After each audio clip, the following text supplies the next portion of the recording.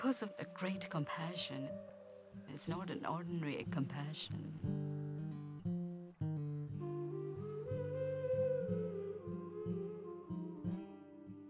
When you feel the feelings of others, you automatically don't want them to feel bad. You feel the feeling of your hand, you don't put it in the oven. I mean, you're not being compassionate to your hand, you just feel the pain, so you're not going to put it there. So you feel others' pain, you're going to do your best to help them alleviate it. When somebody becomes enlightened, something blooms in his heart. It's like a flower blooms, and it cannot hold the fragrance. It has to naturally release. So it's like he naturally had to release his radiance. He has to share this joy that was in his heart. 35 years old, the Buddha would devote the rest of his life to bringing his teachings, the Dharma, the fundamental laws of all things, into the world. But as he had feared, it would not be easy. As he set off to share what he had learned, he met a wandering ascetic. "Who was your guru?" the ascetic asked him. The Buddha said he had no guru, that he had attained enlightenment on his own. "It may be so," the ascetic said, and walked away. On his first attempt to teach, the Buddha had failed.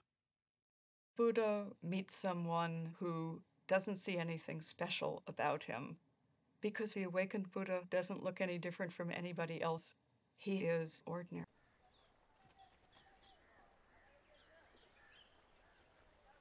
From Bodh Gaya, the Buddha walked west nearly 200 miles and crossed the Ganges River. He was still searching for a way to explain to others what he feared was unexplainable, the path to the enlightenment he himself had experienced. His first teaching would later be called Setting in Motion the Wheel of the Dharma, because it brought the Buddha's message into the world for the first time.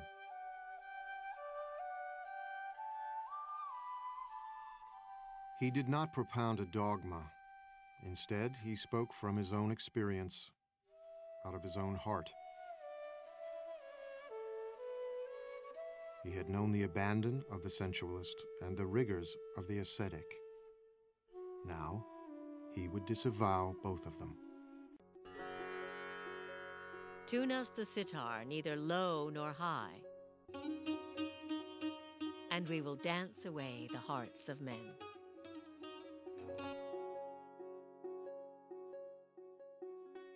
The path to enlightenment lay along the middle way, the Buddha taught, and the ascetics listened.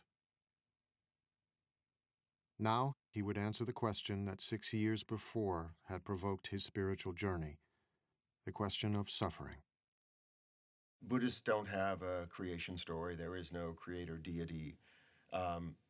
It's not really of interest. It's not an issue. What's of interest is the problem of human suffering and the solution to human suffering. Pretty much everything else, right, is beside the point.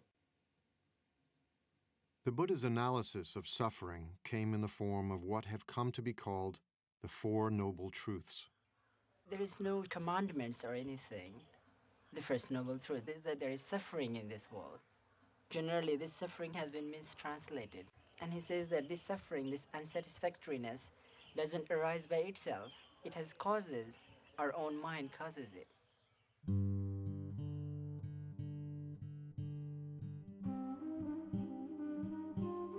While the second noble truth asserts that suffering has a cause, the third noble truth makes an astonishing claim. You really can be free of suffering by understanding the cause of suffering. Nobody tells you that. And so that was a huge announcement. The problem, Buddha taught, is desire.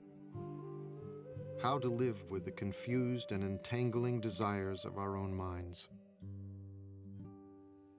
People often misunderstand Buddhism as saying, in order to wipe out suffering, you have to wipe out desire. If that was what the Buddha was saying, then where does the desire for enlightenment fit in?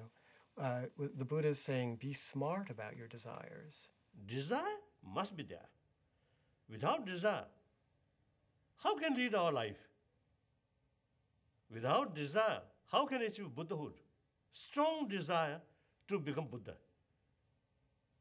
But desire to harmful, that bad. With the fourth and final noble truth, the Buddha laid out a series of instructions for his disciples to follow, a way of leading the mind to enlightenment called the Noble Eightfold Path, the cultivation of moral discipline, mindfulness, and wisdom. The Buddha was, above all, a pragmatist. He did not expect his followers to agree with everything he said.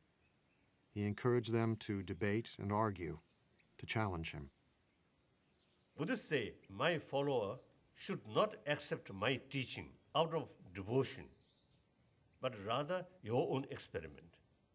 Even Buddha himself, in order to get final enlightenment, need hard work.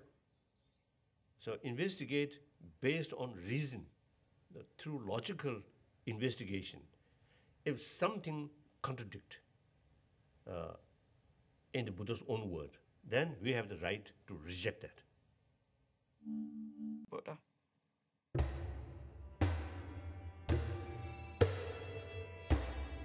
Violence, the Buddha taught, always leads to more violence. To the slayer comes a slayer. To the conqueror comes a conqueror. He who plunders is plundered in turn. War was endemic in the Buddha's age, ravaging northeast India again and again. Although kings and their ministers sought his counsel, the Buddha offered no grand political vision. He was powerless to stop the killing and the fighting. Even the men, women, and children of his former kingdom were massacred by a marauding king, forced into pits and trampled by elephants.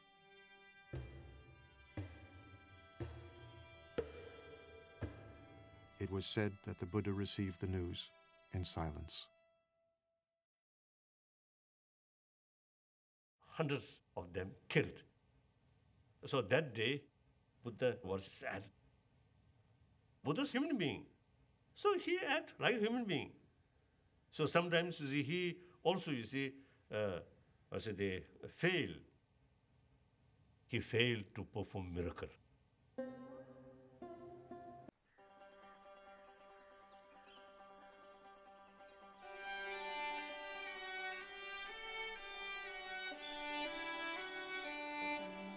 For decades, the Buddha shared his teachings all across northeastern India. Let all beings be happy, he taught, weak or strong, great or small. Let us cherish all creatures as a mother her only child. Barefoot in his robes, he was still walking the roads when he was 80, but old age was upon him. His back hurt, his stomach was often in pain. I am old, worn out, he told a trusted disciple, like a dilapidated cart held together with thin straps. The world is so sweet, he said, that he could understand wanting to live for at least another century. But he was frail and exhausted. The Buddha had always been saying goodbye. Now he prepared to leave the earth forever. He would never be reborn, never die again. It may be that after I'm gone, the Buddha told his disciples, that some of you will think, now we have no teacher. But that is not how you should see it. Let the Dharma and the discipline that I have taught you be your teacher. All individual things pass away. Strive on, untiringly. These were the Buddha's last words.